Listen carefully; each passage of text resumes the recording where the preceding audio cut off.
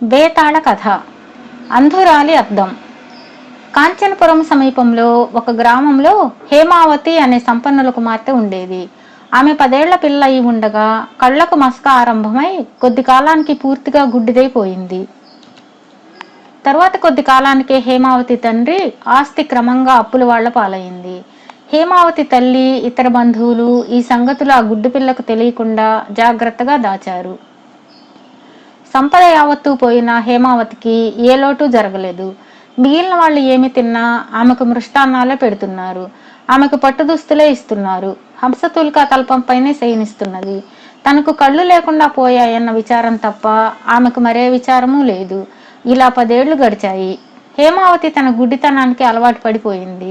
తాను గుడ్డిది గనుక తనకు పెళ్లి కాదని ఆమెకు తెలుసు. తాను గొప్ప సౌందర్యవతి అని అందరూ చెప్పినప్పటికీ ఆమె తనకు పెళ్లి అవుతుందని ఆశించలేదు. ఎంత అందగత్త అయితే మాత్రం కళ్ళు లేని దానితో ఎవరు కాపురం చేస్తారు? అందుచేత తన జీవితం ఏ లోటు లేకుండా పుట్టింట ఇదే విధంగా గడిచిపోతుందని ఆమె ఆశించింది.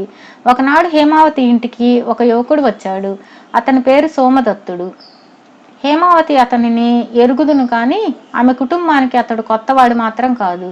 అతను పట్టణంలో ఉండి వైద్య విద్య నేర్చుకుంటున్నాడు. సోమదత్తుడు హేమావతితో చాలా ఆదరంగా మాట్లాడాడు. ఆమె చక్కదనాన్ని మెచ్చుకున్నాడు. చివరకు అతను ఆమెతో, నేను నిన్ను ప్రేమతో చూసుకుని ఏ లోటు రాకుండా చేస్తాను, నన్ను పెళ్లాడతావా అని అడిగాడు. తనను ఒక యువకుడు పెళ్లాడడానికి సిద్ధంగా ఉన్నందుకు హేమావతి సంతోషించింది.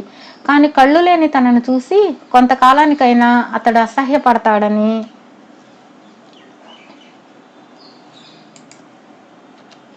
తనకు పుట్టింట జరిగినట్లుగా మరొక చోట జరగదని ఆమె అనుకున్నది. ఆమె సోమదత్తుడితో, నాలాంటి దానికి పెళ్లి ఎందుకు? మా వాళ్ళు ఇంత ఉన్నవారే గనుక నన్ను భరించగలరు. నేనిక్కడే జీవితం వెళ్లబుచ్చ నిశ్చయించాను అన్నది. సోమదత్తుడు ఏమీ అనలేదు. అతను 2 పూటలుండి నగరానికి తిరిగి వెళ్ళిపోయాడు. అతను వెళ్ళిన కొద్ది రోజులకు హేమావతి తన తల్లిదండ్రులు పేద జీవితం గడుపుతున్నారని తెలుసుకున్నది. ఇది ఎలా జరిగిందంటే, ఒకనాటి సాయంకాలం ఆమె దొడ్డిలో ఒకచోట కూర్చుని ఉండగా పొరుగింటి వాళ్ళు మాట్లాడుకునే మాటలు వినిపించాయి. గుడ్డి వాళ్లకు చెవులు వాడి పొరుగు వాళ్ళు చిన్నగా మాట్లాడుకున్నప్పటికీ హేమావతి నిజం తెలుసుకున్నది. తన తల్లిదండ్రులు తన మనసును క్షోభ పెట్టడం ఇష్టం లేక నిజాన్ని దాచిపెట్టి తనను సుఖపెట్టడానికి వారు మరింత కష్టపడుతున్నారని ఆమెకు అర్థమైంది. ఈ సంగతి ముందే తెలిసి ఉంటే ఆమె సోమదత్తుడిని పెళ్లాడడానికి అప్పుడే ఒప్పుకొని ఉండేది. కొంతకాలానికి సోమదత్తుడు మళ్ళీ వచ్చాడు. అతను హేమావతితో, హేమా, నన్ను పెళ్లాడడానికి నీకేమిటి అభ్యంతరం? నేను నీకు ఏ కష్టమూ రానివ్వను. నేను నీకు అద్దంలాగా ఉంటాను. నా ద్వారా నీకు కళ్ళు లేని లోటు కూడా తీరుతుంది. నువ్వు చూడలేనివన్నీ వర్ణించి చెబుతాను. నన్ను పెళ్ళాడు అని మళ్ళీ అడిగాడు. మిమ్మల్ని పెళ్లాడడం కంటే నాకు కావాల్సిందేమిటి? మీరు తప్ప ఇంకెవరు నన్ను ఈ మాట అడగలేదు. కానీ నా కోసం మీరు మీ జీవితాన్ని పాడు చేసుకోవడం నాకు ఇష్టం లేదు. అందుకే సందేహిస్తున్నాను అన్నది హేమావతి. చూడు హేమా, నువ్వు కళ్ళు దానివైనా నీ అందం చూసి నిన్ను పెళ్లాడుతున్నాను. ఇందులో నేను చేస్తున్న త్యాగం ఏమీ లేదు. కళ్ళు గల అందగత్త నన్ను ఎందుకు పెళ్లాడుతుంది? నేను చాలా అనాకారివాణ్ణి. నీ వంటి భార్య దొరకడం నిజంగా నా అదృష్టం అన్నాడు సోమదత్తుడు. ఈ మాట విన్నాక హేమావతి మనసు కొంత స్థిమితపడింది. సోమదత్తుడు అందగాడైనా అనాకారివాడైనా తన గుడ్డి కళ్ళకు ఒకటే. ఇక మిగిలిన విషయాలలో అతను చాలా మంచివాడు. తనతో చక్కగా కబుర్లు చెబుతాడు. తన పక్కన కూర్చుని ప్రతిదీ వర్ణిస్తాడు. అతని వర్ణన వింటుంటే ఆమెకు కళ్ళు ఉన్నట్లే అనిపించేది. అందుచేత హేమావతి అతన్ని పెళ్లాడడానికి ఒప్పుకున్నది. ఇద్దరికి వివాహం జరిగింది. తన వివాహం వల్ల తన తల్లిదండ్రులకు ఒక పెద్ద బరువు దిగిపోయిందని ఆమె చాలా సంతోషించింది. సోమదత్తుడు అన్నమాట నిలబెట్టుకున్నాడు. అతను తన గుడ్డి భార్యకు ఏ లోటు లేకుండా జరుపుతూ ఆమెను సుఖపెట్టడానికి అనుక్షణము ప్రయత్నించేవాడు. ఒకనాడు సోమదత్తుడు తన భార్యతో, హేమా, నీకు కళ్ళు కనిపించకపోవడానికి కారణం తెలుసా? నీ కళ్ళల్లో శుక్లాలు పెరిగాయి. వాటికి చికిత్స చేసి తొలగించి నువ్వు కూడా అందరిలాగే చూడగలుగుతావు అన్నాడు. ఈ మాట వినగానే హేమావతి ముందు సంతోషించింది కానీ ఆలోచించిన మీదట తనకు కళ్ళు రాకుండా ఉండడమే మంచిదనుకున్నది. కళ్ళు రావడం కన్నా ప్రపంచాన్ని చూడవచ్చు, ప్రకృతి సౌందర్యాన్ని అనుభవించవచ్చు. అయితే ఆ కళ్ళతోటే తాను తన కురూపి భర్తను చూసి విచారపడటం కూడా జరగవచ్చు. ప్రస్తుతం తాను గుడ్డిది కనుక తన భర్త యందు ఎంతో ఆదరము, కృతజ్ఞత కలిగి ఉంటున్నది. అతని అందవిహీనత చూసినాక ఆ భావాలు కాస్త మారిపోతే ఇక తన జీవితంలో నిజమైన ఆనందం ఉండదు కదా. ఈ విధంగా ఆలోచించిన హేమావతి, నాకు కళ్ళు లేని లోటేమీ లేదు, గుడ్డిదానికి అద్దంలాగా మీరున్నారు కదా అన్నది. కొంతకాలం గడిచింది. హేమావతి ఒక మగపిల్లవాడిని ప్రసవించింది. వాడిని చూసి అందరూ ఎంతో ముచ్చటపడి, ఎంత చక్కని వాడు, అచ్చంగా తల్లి పోలికే అన్నారు. లోకమంతా మెచ్చుకునే తన బిడ్డను తాను కళ్ళారా చూసుకోవడానికి లేకపోయిందే అని మాతృహృదయం ఎంతో మదనపడింది.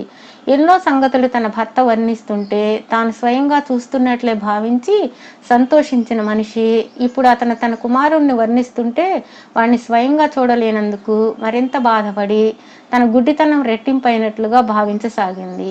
ఆమె ఒకనాడు తన భర్తతో, నా కళ్ళకు చికిత్స చేయవచ్చన్నారు కదా, ఆ చికిత్స ఎవరు చేస్తారు అని అడిగింది. నేనే చేస్తాను, అది చాలా సులువైన చికిత్సే. వారం 10 రోజుల పాటు కళ్ళకు గంతలు కట్టుకొని ఆ తర్వాత విప్పేయవచ్చు అన్నాడు సోమదత్తుడు. అయితే నాకు కళ్ళు తెప్పించండి అన్నది హేమావతి. సోమదత్తుడు తన భార్య కళ్ళ నుంచి శుక్లాలు తీసి కళ్ళకు గంతలు కట్టాడు. కొన్ని రోజుల అనంతరం ఆమె తల్లి స్వయంగా కట్లు విప్పింది. హేమావతికి కళ్ళు వచ్చాయి. అందుకు ఆమె ఎంతో సంతోషించింది. ఆమెకు కొడుకును తెచ్చి చూపించారు. ఆమె ఆనందం రెట్టింపైంది. తరువాత ఆమె అద్దంలో తనను తాను చూసుకుని మరింతగా ఆనందించింది. ఆమె తల్లిని, మా వారెక్కడా అని అడిగింది. ఆ సమయంలోనే సోమదత్తుడు ఆమె ఉన్న చోటికి వచ్చాడు. హేమావతి అతనే తన భర్త అని నమ్మలేకపోయింది. ఎందుకంటే అతను ఏమాత్రమూ కురూపి కాకపోగా చాలా అందగాడు. ఆ అందగాడే తన భర్త అని తెలిసినాక హేమావతి ఆనందానికి హద్దు లేకుండా పోయింది. బేతాళుడు ఈ కథ చెప్పి, రాజా, నాకొక సందేహం. సోమదత్తుడు తాను కురూపినని ఎందుకు అబద్ధమాడాడు?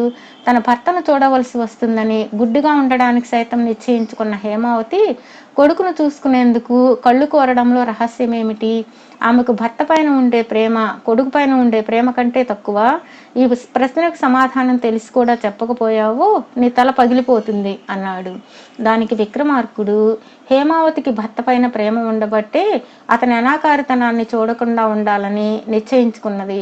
తన భర్త నిజంగా కురూపి అని ఆమె నమ్మింది. తన కొడుకు విషయంలో ఆమెకు అలాంటి అపోహే లేదు.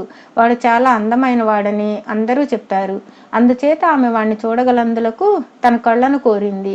వాణ్ణి చూసుకునే ఆనందం కోసం ఆమె తన భర్త అనాకారితనాన్ని చూసి సహించటానికి కూడా సిద్ధమైంది. ఇక సోమదత్తుడు ఆమెతో తన అందం గురించి చెప్పకపోవడానికి కారణం ఏంటంటే తాను కళ్ళు లేని దాన్ని పెళ్లాడడంలో గొప్ప త్యాగం చేస్తున్నట్లు కనపడకుండా ఉండాలని అన్నాడు. ఈ విధంగా మౌనభంగం కలగగానే బేతాళుడు శవంతో సహా మాయమై తిరిగి చెట్టెక్కాడు.